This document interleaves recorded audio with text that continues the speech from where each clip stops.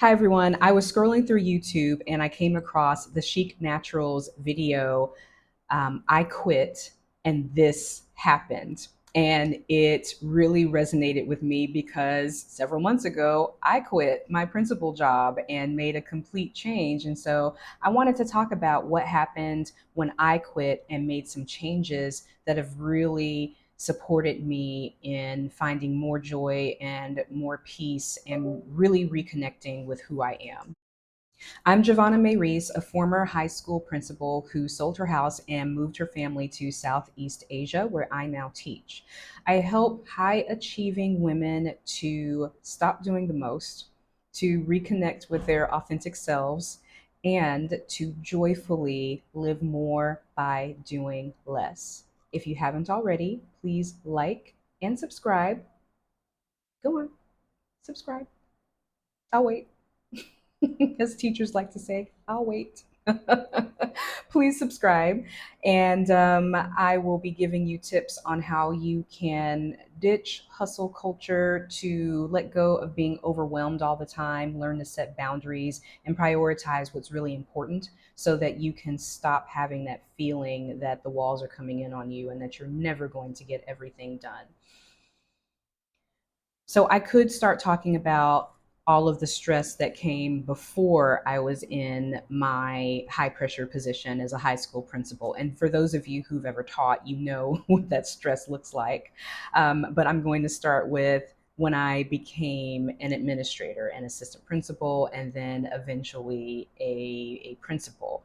And I loved what I did. I loved supporting my teachers and giving them the capacity and opportunity to do what they do best.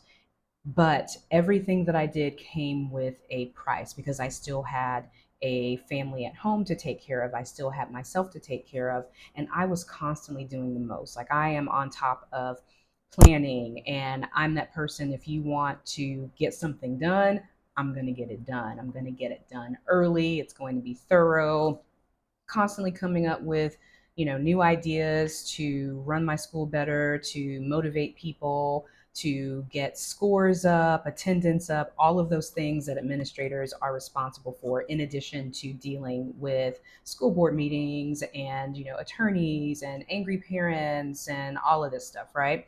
And so I was doing all the things, doing the absolute most, getting additional certifications, and all of that came with a cost because I had less and less time to take care of myself. I saw my weight go up, I saw my blood pressure rise, I had an eye twitch and a locked up neck from being stressed all the time, and wasn't able to spend as much time with my son, who is entering his teenage years. And before too long, they don't want to be around you as much anyway. But so I'm losing all of this time, I'm losing a sense of who I am, I'm losing my grip on health.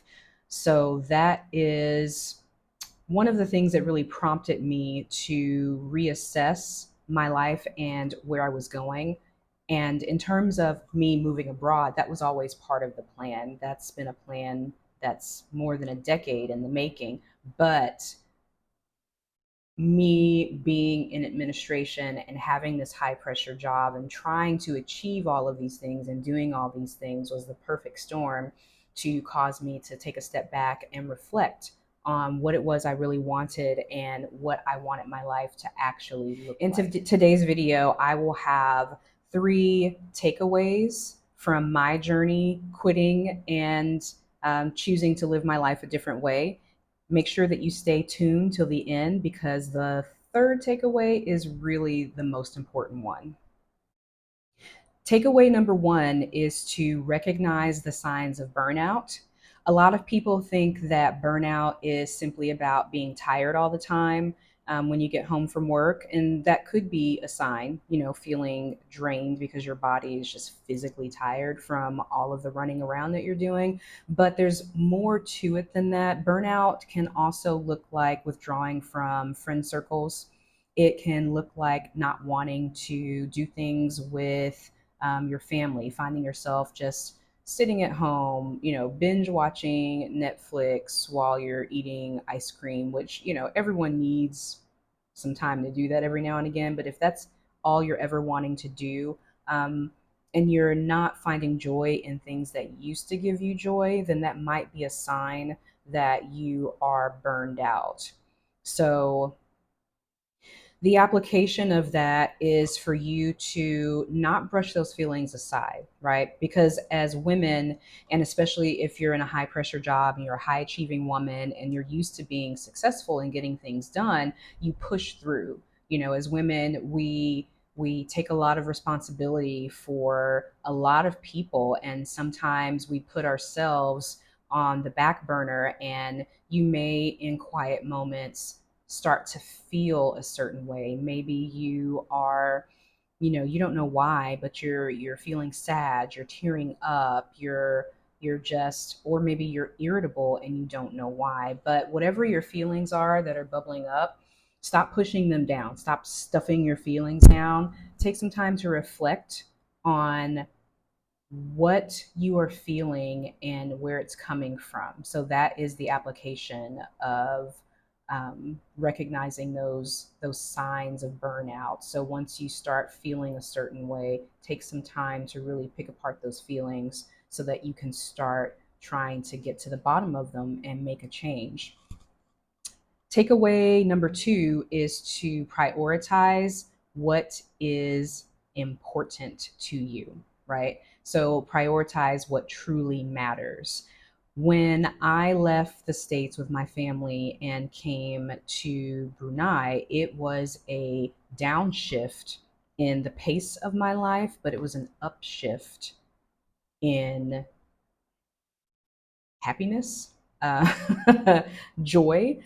It was an upshift because I actually had time to breathe, in a lot of ways, and to reconnect with my family, with my husband, with my son, for us to reconnect together as a family, and for me to reconnect with the things that I love to do. I'm a certified yoga instructor, and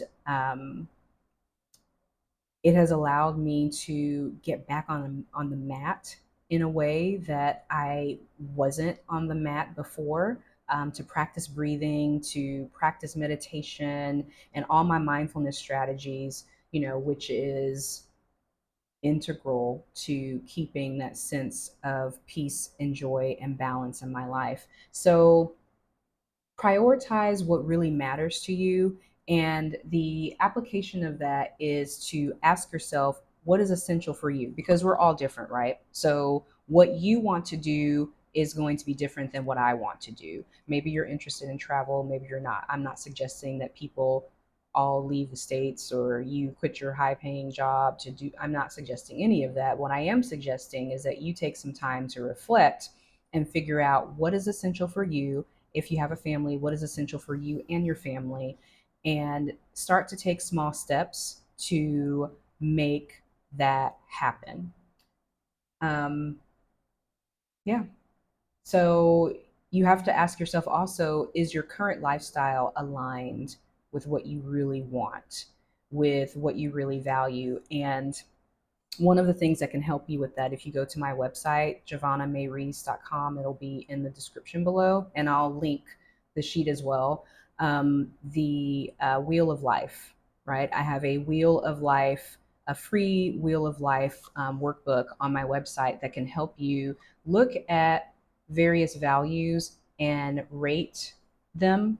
And then you can start using that workbook to write some reflections on where you want each of those values to fall within your life.